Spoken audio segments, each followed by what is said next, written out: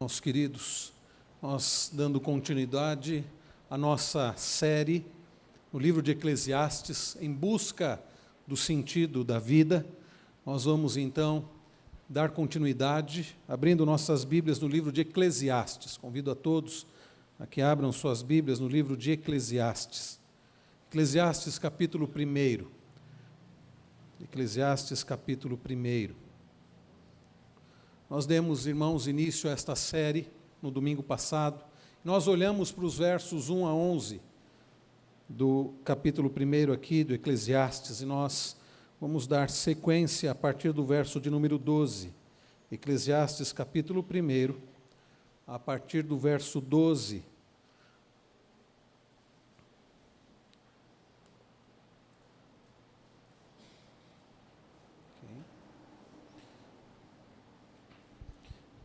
Eclesiastes capítulo 1, a partir do verso 12 até o final do capítulo, diz-nos assim: Eu, o pregador, venho sendo rei em Israel, em Jerusalém. Apliquei o coração a esquadrinhar e a informar-me com sabedoria de tudo quanto sucede debaixo do céu. Este enfadonho trabalho impôs Deus aos filhos dos homens, para nele os afligir. Atentei para todas as obras que se fazem debaixo do sol, e eis que tudo era vaidade e correr atrás do vento. Aquilo que é torto não se pode endireitar, e o que falta não se pode calcular. Disse comigo: eis que me engrandeci e sobrepujei em sabedoria a todos os que antes de mim existiram em Jerusalém. Com efeito, o meu coração tem tido larga experiência da sabedoria e do conhecimento. Apliquei o coração a conhecer a sabedoria e a saber que é loucura e o que é estultícia. E vim a saber que também isto é correr atrás do vento. Porque na muita sabedoria há muito enfado, e quem aumenta a ciência, aumenta a tristeza. Vamos orar, queridos irmãos, mais uma vez, pedindo ao Senhor que Ele aplique a sua preciosa palavra aos nossos corações. Bendito Pai Celestial, somos tão pequenos, tão dependentes do Senhor. E neste momento, ó Pai do culto, momento tão importante, depois de termos bendizido ao Teu nome, depois de termos, ó Deus, louvado o Teu nome, bendizendo ao Teu nome, ó Deus, com gratidão, agora, ó Pai, nós pedimos ao Senhor que fale ao nosso coração. Aquilo que tanto o Teu povo precisa aprender para viver conforme a Tua vontade, para a Tua glória, para o Teu inteiro agrado. Não permita, ó Pai, que nada nos atrapalhe de aprendermos da Tua palavra. Nós, ó Pai, pedimos estas bênçãos preciosas, no nome que está acima de todo nome, o nome de Jesus. Amém. Queridos, uma das grandes características do ser humano é o orgulho. Mesmo aqueles que já pertencem ao Senhor lutam contra isso todos os dias. Imaginem aqueles então que não pertencem ao Senhor. O orgulho é algo tão presente na natureza humana. E é possível dizer que esse orgulho ele é evidenciado através de uma vida que busca independência. Aliás, uma vida que busca autodependência.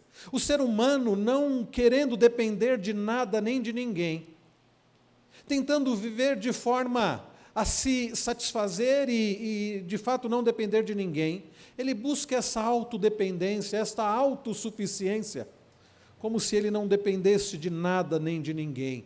Isto é um grande erro, porque quem somos nós? Nós não podemos viver sem o Senhor. E há pessoas então que dizem: eu posso, eu consigo, eu não preciso de nada nem de ninguém, eu sou bom, eu sei, eu conheço.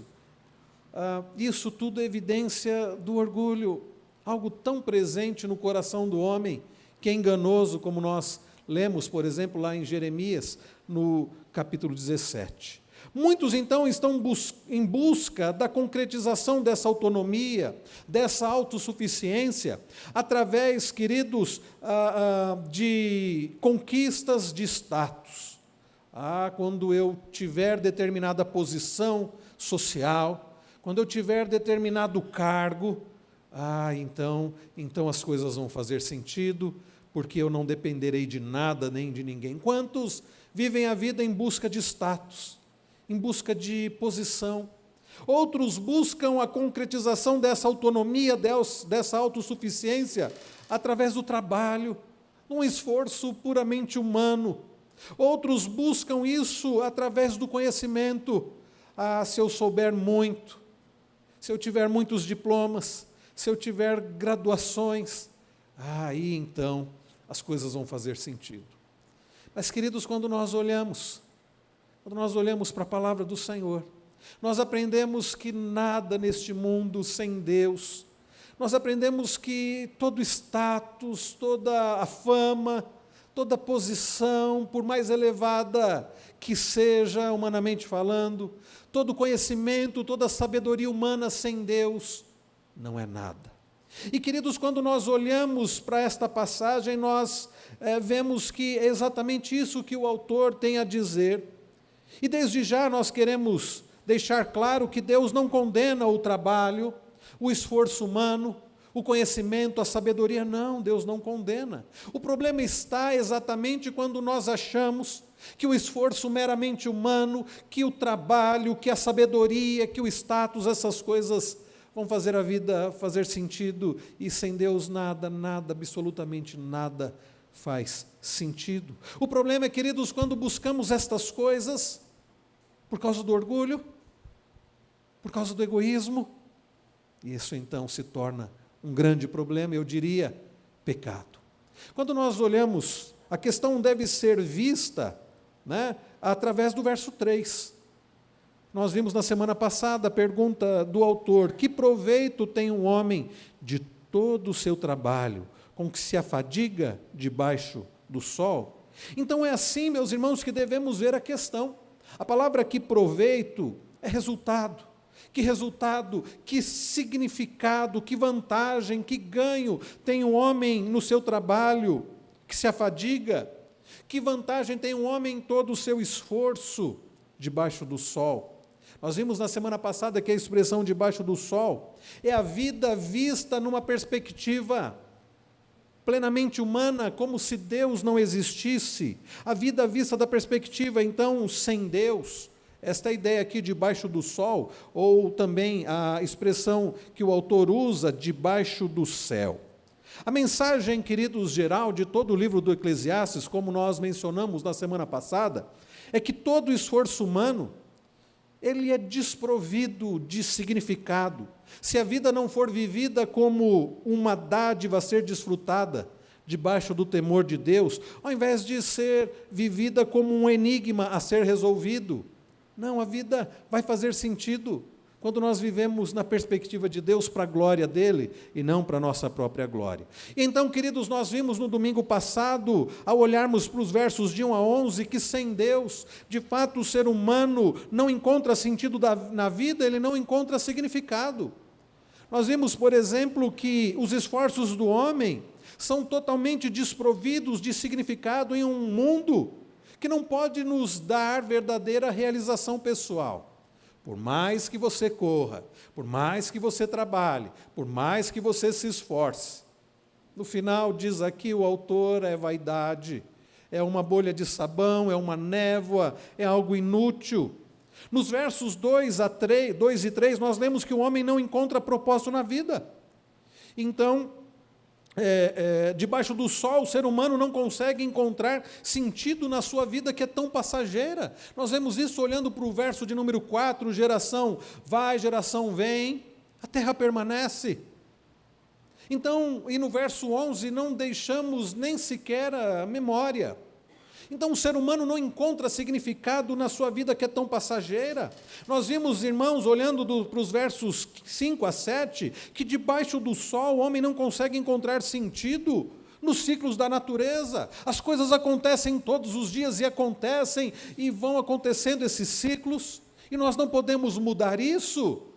e nós somos tão inconstantes. É interessante essa comparação que o autor faz dos ciclos da natureza que se repetem precisamente e a nossa vida que é tão passageira. Nós vimos que debaixo do sol o homem não consegue encontrar sentido numa vida sem novidade. Olhando para os versos 9 e 10, numa vida que não podemos fazer diferença, não podemos acrescentar nada nessa perspectiva, como se Deus de fato não existisse. Então, meus irmãos, o que temos visto até aqui neste início do livro aqui, do estudo Eclesiastes, é que não há sentido, significado na vida sem Deus. E Salomão continua, eu creio particularmente, posso estar errado e não terá problema se na glória eu descobrir que não foi Salomão quem escreveu esse livro, não há problema algum. Nós comentamos semana passada alguns que creem que foram pessoas, mais de um autor, pessoas que viveram depois de Salomão, séculos depois de Salomão, talvez alguém que se fez passar por Salomão, não importa, meus irmãos. Particularmente eu creio que foi Salomão, e ele continua nesta mesma argumentação a partir do verso 12. E ele passa agora, se os irmãos perceberem, a falar na primeira pessoa, verso 12, eu o pregador, a palavra aqui, nós mencionamos domingo passado, Kohelet, aquele que ajunta, é o pregador, venho sendo rei em Israel, em Jerusalém. Queridos irmãos, nessa mesma perspectiva, o autor continua a nos mostrar, a relatar que sem Deus não vamos encontrar significado na vida. Em primeiro lugar, podemos notar aqui, olhando para o verso 12, que para encontrar significado na vida não basta ter posição social elevada, não basta status. Observe novamente o verso de número 12. Eu, pregador, venho sendo rei de Israel em Jerusalém. Aliás, essas palavras favorecem a ideia da autoria salomônica, ou pode ser alguém se fazendo passar por Salomão. Mas fato é que o autor diz que ele vinha sendo rei em Israel. Algumas versões vêm assim, eu, o pregador, fui rei em Israel. Mas, de acordo com o texto original, a forma como foi colocada a expressão, dá de fato a possibilidade desta tradução, desta versão, eu, pregador, venho sendo rei em Israel. Alguém que ainda era rei em Israel. Nós estamos falando de um status por demais elevado. Ele não era simplesmente um líder na nação, ele não era mais um líder, ele não era apenas alguém de alguma influência, ele se diz rei em Israel, a autoridade máxima debaixo de Deus, o rei. Queridos, percebam que o autor se diz rei em Israel, mas nós vamos ler ao longo do texto que ele vai dizer que as coisas, o esforço humano é vaidade, é correr atrás do vento, nos mostrando que posição social, que status, não garante, e de fato sem Deus isso não vai garantir coisa alguma, no sentido, em termos de sentido da vida. O rei tinha uma visão ampla, e podemos dizer uma visão abrangente, de tudo que é feito debaixo do céu, de tudo que é feito debaixo do sol, especialmente em vista do seu acesso, por exemplo, às rotas do comércio internacional, e também de seu concurso dos povos que vinham de terras distantes. O rei era uma pessoa que tinha contato com pessoas de diversas culturas. O rei era uma pessoa que precisava administrar o reino em diversas áreas. Era uma pessoa, e quando pensamos no caso de Salomão,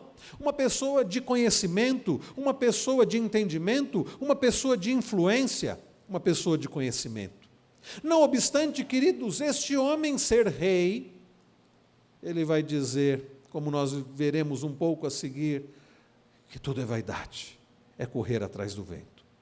Meus queridos, nós precisamos entender que sem Deus, quando buscamos status, quando buscamos posição social, isso acontece até dentro da igreja.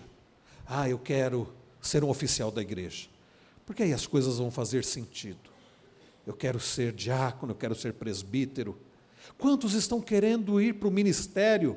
Eu quero ser pastor. Como se assim as coisas fizessem sentido. Ou desejam isso de forma egoísta, ou de forma orgulhosa, buscando nisso alguma glória, buscando nisso algum destaque. Eu quero ser um líder, eu quero ser o chefe, eu quero ser alguém de destaque, eu quero ter destaque. Isso, meus irmãos, leva o homem à ruína, porque a soberba, o orgulho, a altivez, tudo isso precede a queda. E a vida não fará mais sentido se tivermos mais status, se tivermos elevada posição, se tivermos um cargo importante. Não, sem Deus isso não faz sentido. Isto pode sim e faz sentido quando temos determinado cargo, determinada posição para a glória de Deus. Quando nós olhamos para a história de Israel, que triste é ver, meus irmãos, quantos foram reis que não levaram Deus a sério, reis que não viveram para a glória de Deus, e que a vida foi uma ruína, foi um desastre, e quantos sofreram por causa de pessoas assim, que obtiveram, que alcançaram posição, alcançaram a realeza, alcançaram a liderança, alcançaram o governo. Quantas pessoas chegam a alcançar posição de chefia, de liderança, de governo, de domínio humano, mas a vida acaba sendo um desastre, e não ganham nada com isso, e acabam por sofrer e fazer outros sofrerem, quando não usam isso para a glória de Deus.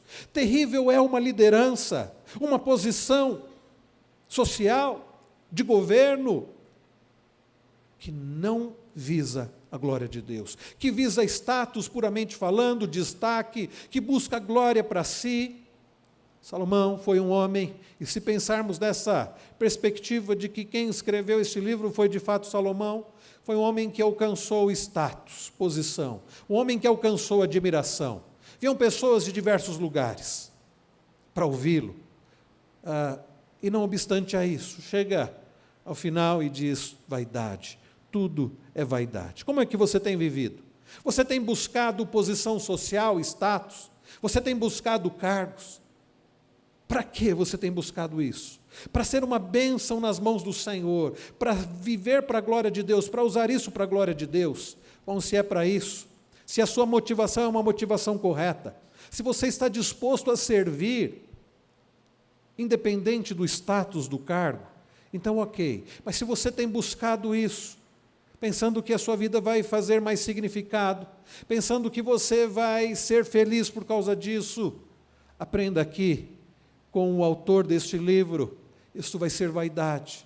Você vai correr atrás do vento, você vai se cansar, e você vai chegar no final dizendo as mesmas coisas que este autor deste livro. Então, para encontrar significado na vida, não basta ter posição social, status. Ele era rei em Israel, ele foi um homem de grande influência, mas não obstante, ele chega ao final e diz: debaixo do sol, debaixo do céu, sem Deus, isso não é nada, isto é névoa, isso é vapor, isto é correr atrás do vento. Não basta, meus irmãos, em segundo lugar, esforço, dedicação, para encontrar significado na vida. Vejam comigo os versos 13 e 14, eu vou ler o verso de número 13, peço que a igreja leia o verso 14. Apliquei o coração a esquadrinhar e a informar-me com sabedoria de tudo quanto sucede debaixo do céu. Este enfadonho trabalho impôs Deus aos filhos dos homens, para nele os afligir.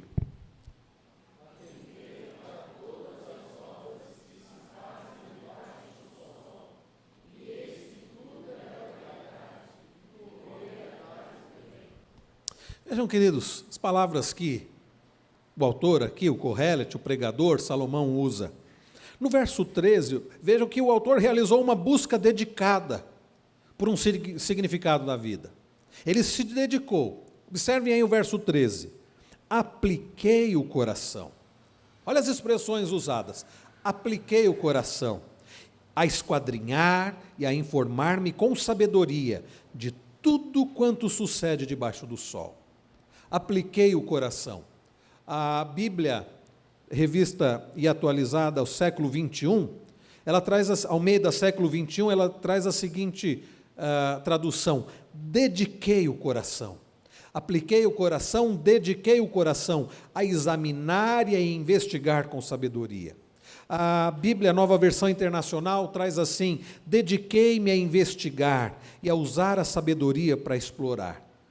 Então percebam os termos: apliquei o coração, ou seja, dediquei-me a esquadrinhar, a investigar, a explorar. Diz ele, e a informar-me com sabedoria, a investigar com sabedoria, a examinar e explorar com sabedoria.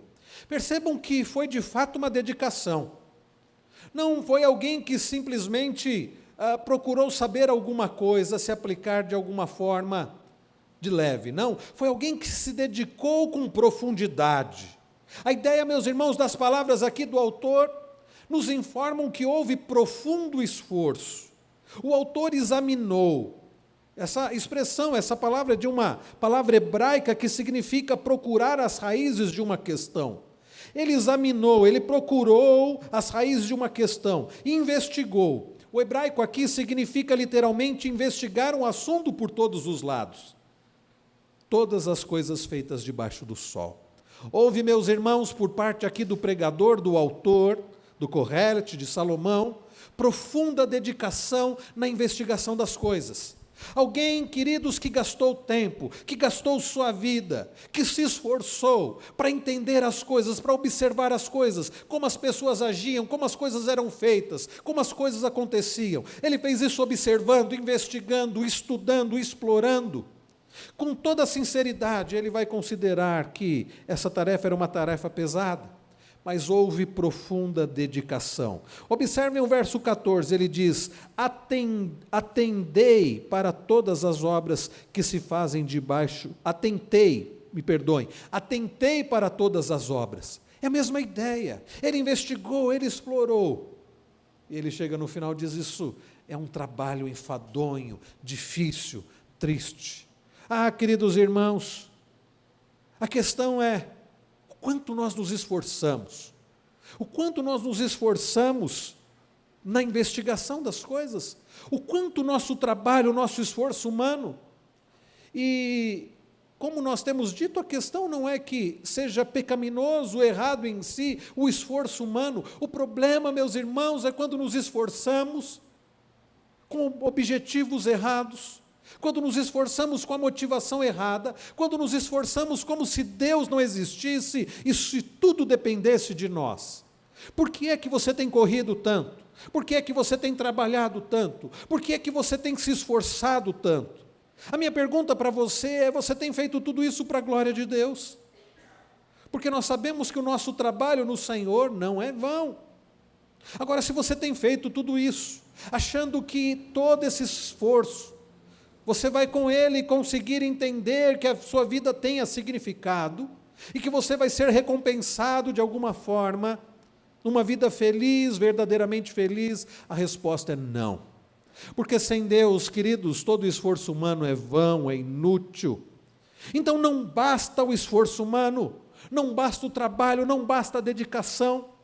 E nós não queremos dizer aqui que devemos viver uma vida relaxada, que devemos viver uma vida com desdém, que devemos viver uma vida sem esforço, não é isso, mas que devemos sim nos esforçar para a glória de Deus. Devemos nos esforçar, meus irmãos, para que o Senhor seja glorificado. Devemos nos esforçar para que mais pessoas glorifiquem ao Senhor. Devemos nos esforçar para que as pessoas possam ser cuidadas, para que as pessoas possam ser amadas, para que as pessoas possam ser tratadas. Em suma, para que as pessoas possam se tornar semelhantes a Cristo. Este sim é um esforço que vale a pena. Apenas estudar, apenas se esforçar, nos esforçarmos, se não for para a glória de Deus, nós vamos chegar no final e vamos dizer como autor, isso foi um trabalho muito difícil, enfadonho, triste, um trabalho em vão, inútil. Em terceiro lugar, queridos, ao olharmos para os versos 16 e para o início do verso 17, nós aprendemos que não basta ter conhecimento, sabedoria, para encontrar significado na vida. Observem aqui comigo, versos 16 e o início do verso 17. Disse comigo, eis que me engrandeci e sobrepujei em sabedoria a todos os que antes de mim existiram em Jerusalém.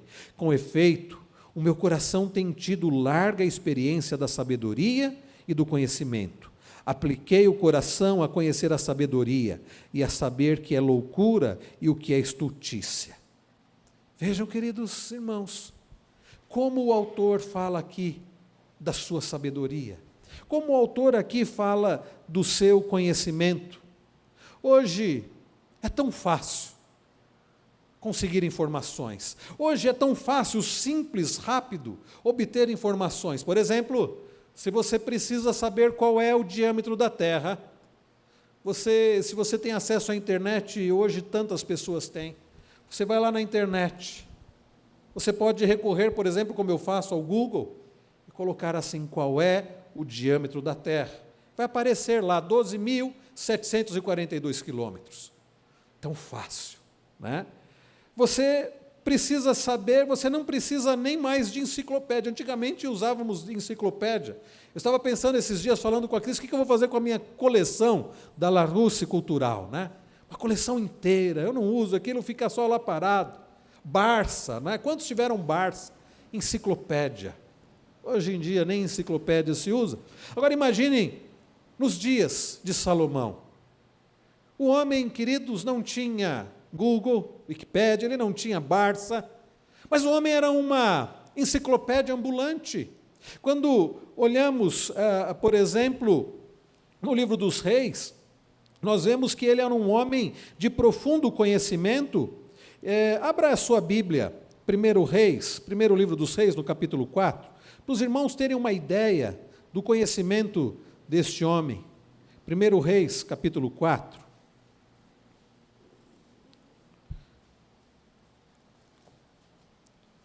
Só para os irmãos terem uma ideia, primeiro livro dos Reis, capítulo 4, o que a Bíblia fala do conhecimento deste homem? Se nós olharmos, se considerarmos que esse livro então foi escrito por Salomão, Eclesiastes, podemos nos lembrar que ele era considerado o homem mais sábio entre os do Oriente, e mais do que os egípcios, e da forma que a sua fama ficou conhecida em todas as nações. Quando nós olhamos aqui, 1 Reis capítulo 4, eu vou pedir que os irmãos leiam o verso de número 29.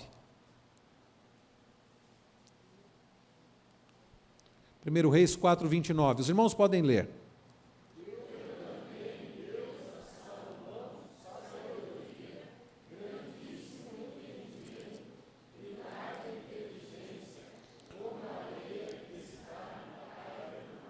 Olha, meus irmãos, Deus deu a Salomão sabedoria, grandíssimo entendimento, larga inteligência, como a areia que está na praia do mar. Não era pouca coisa, não. O homem tinha muita sabedoria, o homem tinha muito entendimento, inteligência muito grande. Quando nós continuamos a leitura, vejam só, era a sabedoria de Salomão maior do que a de todos os do Oriente e do que toda a sabedoria dos egípcios. Era mais sábio do que todos os homens, mais sábio do que Etã, Israelita, e do que Remã, Calcol e Darda, filhos de Maol, e correu a sua fama por todas as nações em redor. Compôs 3.000 provérbios, foram seus cânticos 1.005. Discorreu sobre todas as plantas, desde o cedro que está no Líbano, até o isopo que brota do muro. Também falou dos animais e das aves, dos répteis e dos peixes. Vamos ler juntos o verso 34? De todos os povos vinha gente a ouvir a sabedoria de Salomão, e também enviados de todos os reis da terra, que tinham ouvido da sua sabedoria. Percebam, meus irmãos, a grandiosidade do conhecimento daquele homem, a sabedoria, a inteligência. O homem de fato era uma enciclopédia ambulante, era um homem graduado, pós-graduado, pós-doutorado, no conhecimento geral da fauna, da flora, um homem que se esforçou, um homem que se dedicou, um homem que recebeu conhecimento, que recebeu sabedoria, e a despeito de tudo isso, nós olhamos, ele diz, isso tudo é vaidade, é correr atrás do vento. Isto tudo é vaidade e correr atrás do vento. Então, queridos, qual é o resultado de tudo isso? Conforme nós vemos aqui, É vaidade. Qual o resultado de todo o status de rei, de toda busca, de todo empenho, de todo conhecimento, de toda sabedoria, de toda inteligência? Do Corrélite, do pregador, Salomão na busca por significado da vida. Qual é, queridos, a resposta? Ele diz: é vento, é vaidade, é neblina, é uma bolha de sabão, é nulidade. Vejam o que diz o verso 13. O pregador, quando nós olhamos aqui para o versículo de número 13, voltando aqui para o primeiro livro do Eclesiastes, nós vemos, queridos, que o pregador, ele aplicou o coração, ele se dedicou ao máximo a esquadrinhar, a examinar com cuidado, para informar-se com sabedoria, para investigar, para explorar com sabedoria tudo o que acontece debaixo do céu. E a conclusão que ele chega é que isso foi um trabalho enfadonho, um trabalho difícil. Quando nós olhamos, queridos irmãos, aqui no verso de número 14, nós vemos que ele atentou para todas as obras que se fazem debaixo do sol, que ele se dedicou a observar todo o esforço humano, e a conclusão qual é? Eis que tudo era vaidade, correr atrás do vento, tudo é inútil, tudo é ilusão, e perseguir o vento. Todo o nosso esforço, eu repito, guarde isso, todo o nosso esforço, se não for para a glória de Deus, será vão. Tudo é inútil, tudo é ilusão, é perseguir o vento. No verso 17, ele diz assim: apliquei o coração a conhecer a sabedoria, e a saber que é loucura, e o que é estultícia. Agora observem o final: e vim a saber que também isto é correr atrás do vento. Eu fiquei intrigado com essa expressão, correr atrás do vento, e estudando essa expressão, a expressão hebraica, sugere o pastor que tenta agrupar o vento, como ele agrupa ovelhas, como ele agrupa cabritos. Olha que coisa absurda. Alguém tentando agrupar o vento como se agrupa ovelhas e cabritos. Então, literalmente, ele diz: tudo é vapor e agrupar o vento.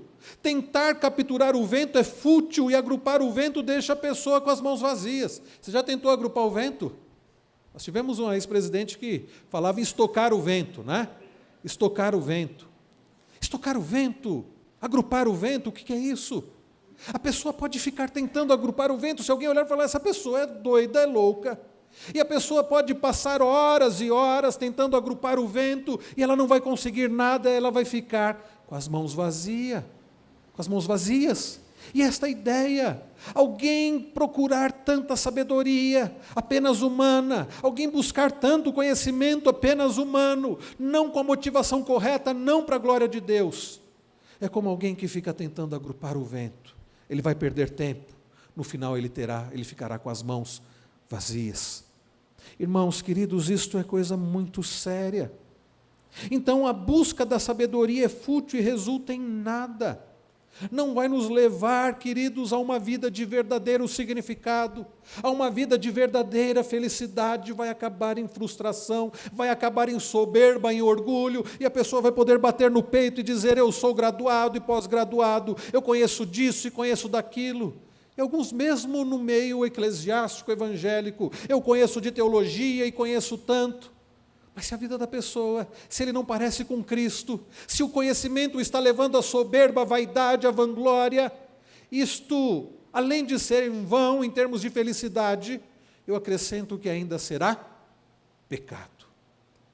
Queridos, nós somos chamados para uma vida que glorifique a Deus à semelhança de Cristo, em humildade. E devemos sim buscar conhecimento, e devemos sim estudar. Aliás, nós devemos incentivar os nossos adolescentes e jovens para que eles estudem, para que eles possam estudar nas melhores faculdades, fazer os melhores cursos, para que eles se destaquem na profissão deles. Sabe por quê?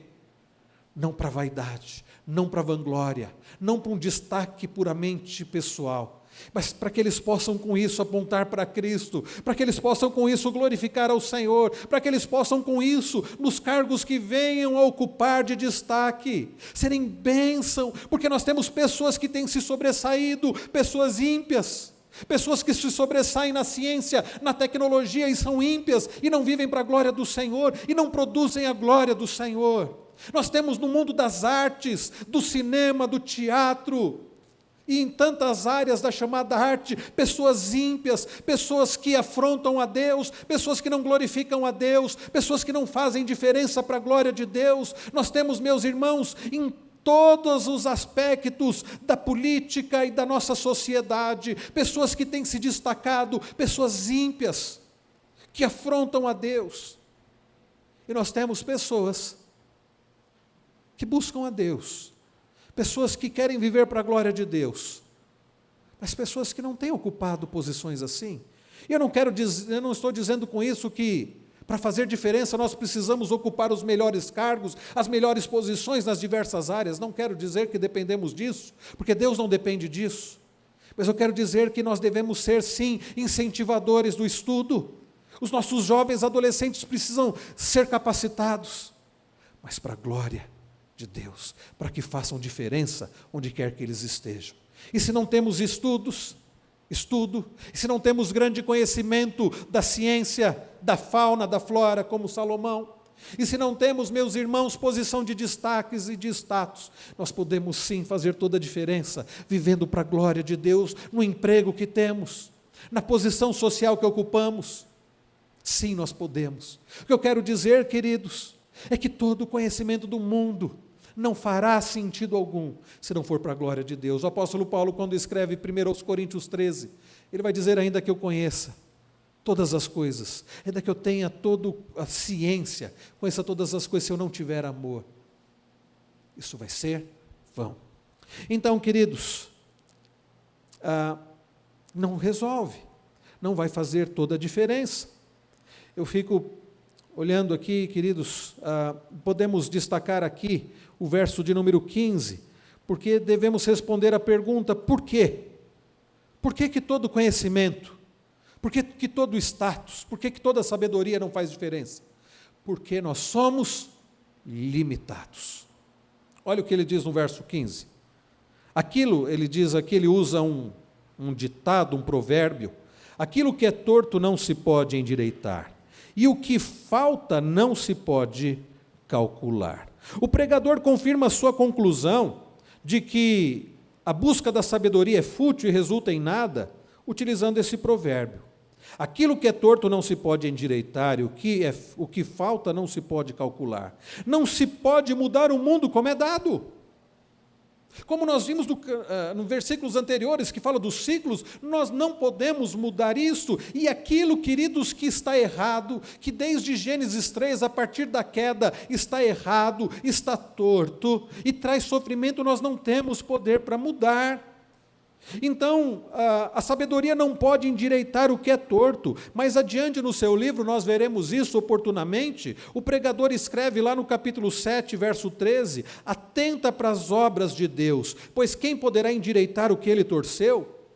Queridos irmãos, depois da queda, Deus amaldiçoou a terra, dando origem a cardos e abrolhos, como nós lemos lá em Gênesis 3, tornados e furacões.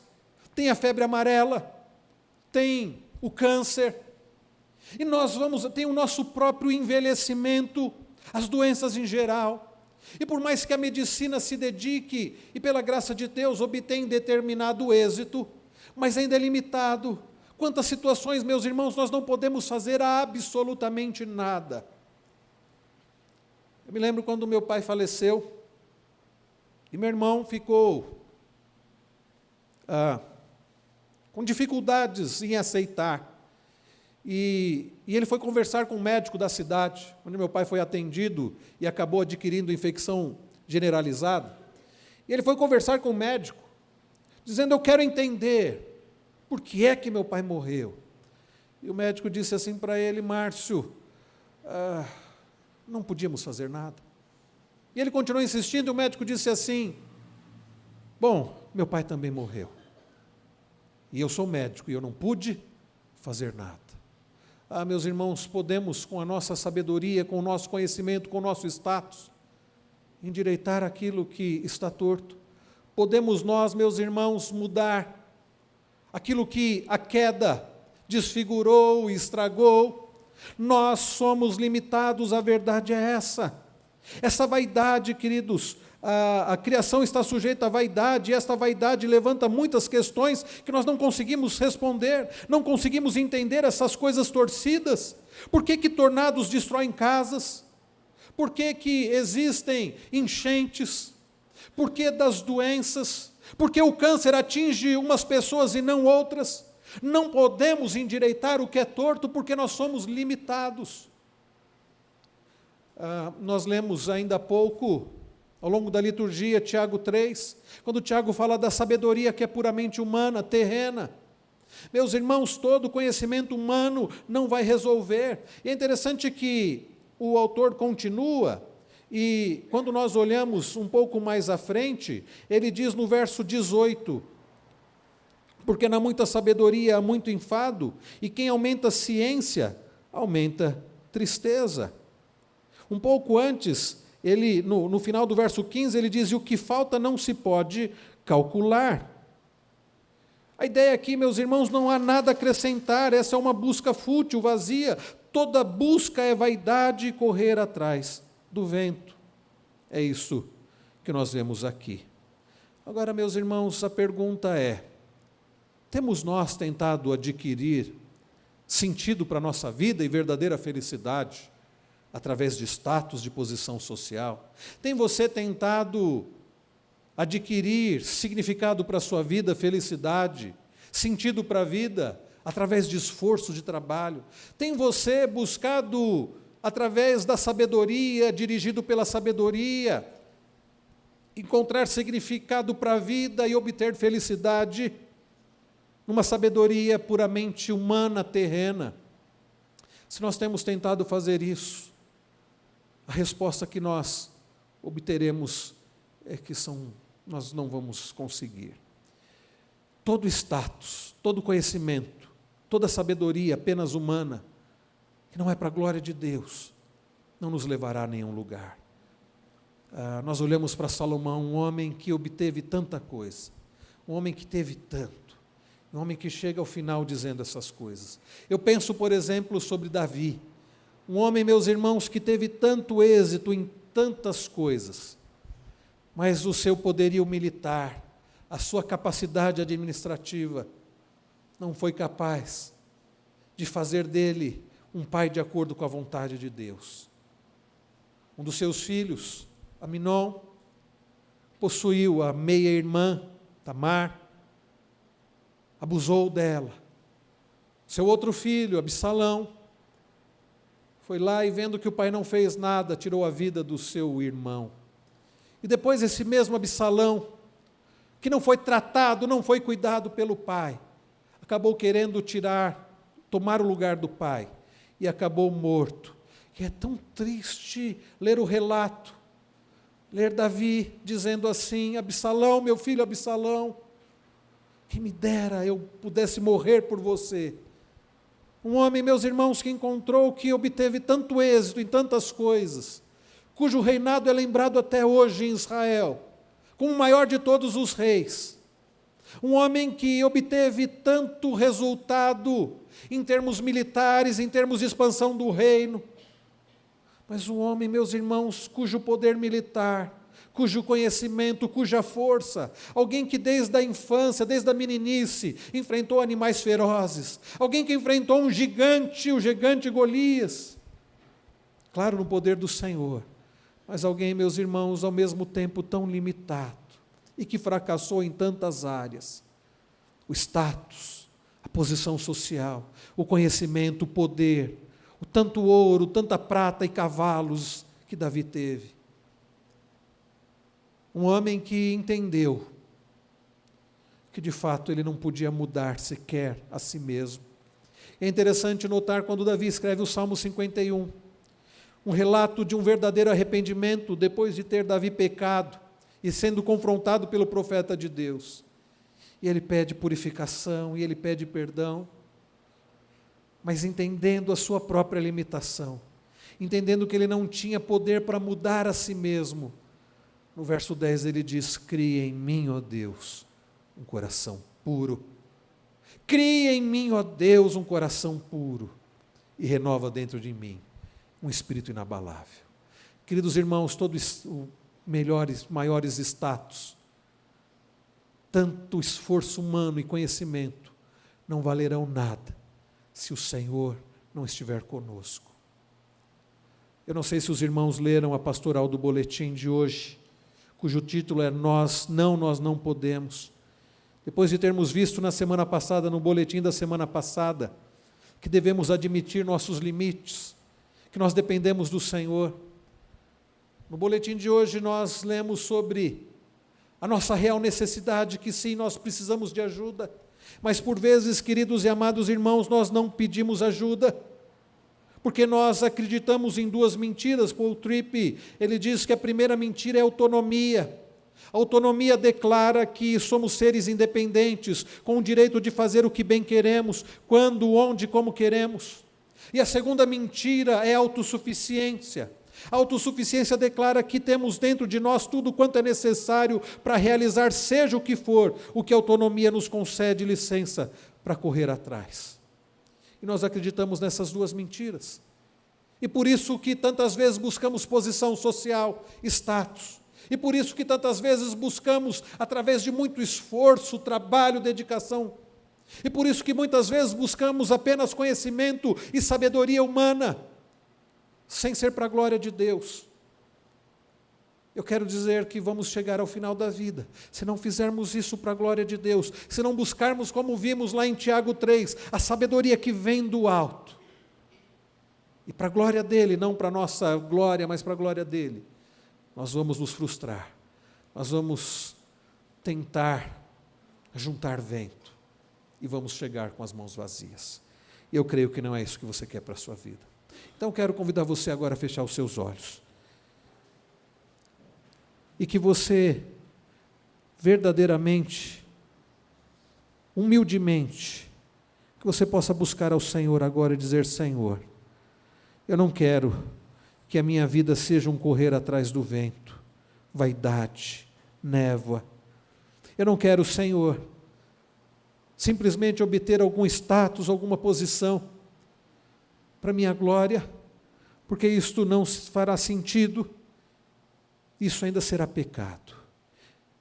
Eu não quero, Senhor, simplesmente me esforçar, correr e correr, para não chegar em nenhum lugar, mas eu quero viver para a Tua glória. Eu quero que o meu tempo, o meu esforço, a minha vida, a minha capacidade, as minhas energias, os meus dias, sejam para a Tua glória, sejam para buscar a glória do Senhor. Diga: eu não quero, Senhor, simplesmente obter conhecimento para mim mesmo, para o meu engrandecer, mas eu quero a sabedoria que vem do alto. Eu quero sim, ó Deus, conhecer mais do Senhor.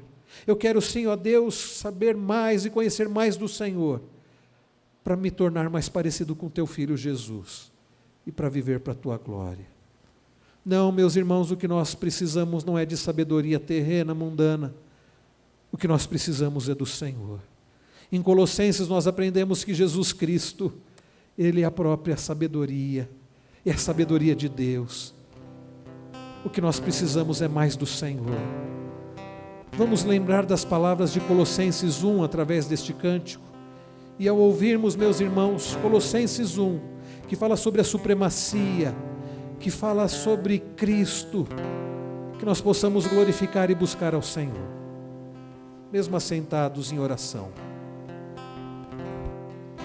Ele é Senhor sobre a criação.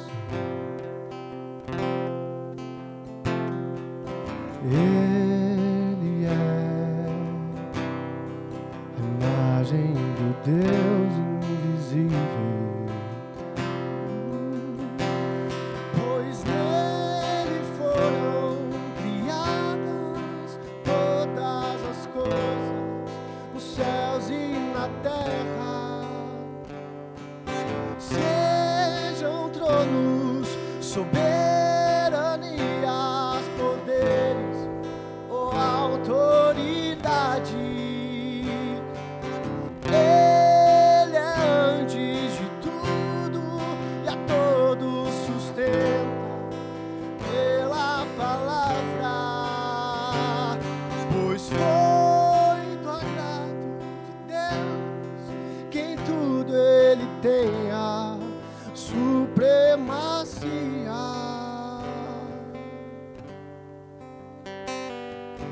Ele é o resplendor da glória do Pai. Ele é a exata expressão do seu ser. Pois nele foram criadas todas as coisas, nos céus e na terra. Sejam tronos, soberanias, poderes ou autoridades. Ele é antes de tudo e a todos sustenta pela palavra. Pois foi do agrado de Deus que em tudo ele tenha supremacia.